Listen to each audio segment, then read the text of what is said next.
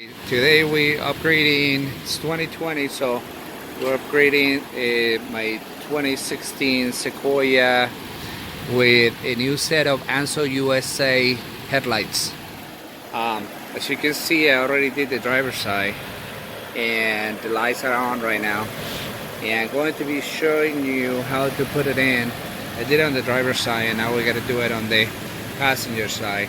This is the stock lights, yellowish, ugly, and with the new ANZO USA you get the projector lights, and it's hard to tell, but they are super bright and they're super nice. As you can see from far away, it changes the look of the truck completely. So let's take a look and see how you do this. The beauty about ANZO USA is that the lights are plug and play.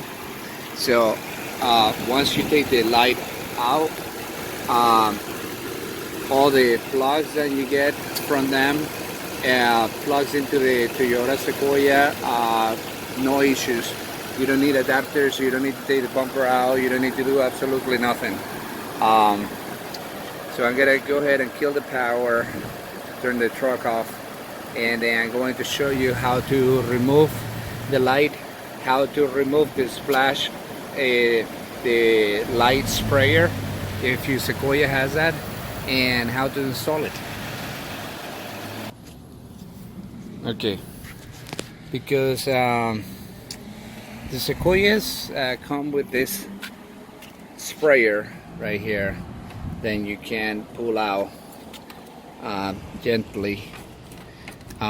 When you pull it out, you can see that it's really just a hose, and they spray, then sprays the headlights with water when it gets muddy and you go off-roading. So in order to get the lights out, you need to take this out completely. As you can see, I had taken this out on the other side, on the driver's side. So the tools that you're going to be needing for this, in order to remove the bumper guards for the lights, that also has the sprayer, are going to be a flat screwdriver, a 10mm socket for a drill, and it's 2020, so we use a drill. I don't like using a screwdriver because God gave us drills, so let's use them. And basically what we're going to be doing is we're going to be taking the two screws that are here on the top, okay, then you got to use a pry bar and you got to gently pull this up and away so you can get the light out. There's no bolts here, but this is where the splash guard is connected to. This is where the sprayer plugs goes in, and I'll show you. Basically you just need to pry these two holes. You just need to put the pry bar in there and gently press down so it can pull out. Then it goes into the unit and then you can pull the light out. And there's one more bolt that goes in here in this side, which is not a 10mm bolt like the one that like the two that you see at the top. Okay, it's not, and my truck doesn't have one, so I went to the dealership and they say then they don't have it either, so I had no idea what it is. So I guess I gotta try to find a different bolt to put in there for the time being. So let's start taking apart the other side, and I'll show you how it is. Back. Basically you're gonna be using a pry bar like this one that I have in my hand, and you are going to be setting it right here behind here and gently pressing forward to get this plastic grommet out, and then pop it out. Then you gotta do it for these two, and then we gotta pry the light. Like I say here, what we gotta do is we gotta pull this out, and you gotta see in here we have these two these two tabs, then you just get a tap with a flat screwdriver on it, and then this retractable hose will go in, no problem, and you'll be able to pull the light out. You see, when they're old, they crack in two pieces like this one did as soon as you try to pull it out, so it's always good to have extra ones. The dealership sells them for $2.99 each, which is a complete ripoff, but if you know what you need to get, then just buy somewhere else. They're probably 10 cents somewhere else if you can find it. So basically we gotta pull this forward, and we gotta give it a little tap here until this actually pops right here, and it has to come forward. So just pry it a little bit in the back until it comes out like this. That's it. And you see the fork connectors that go in the back.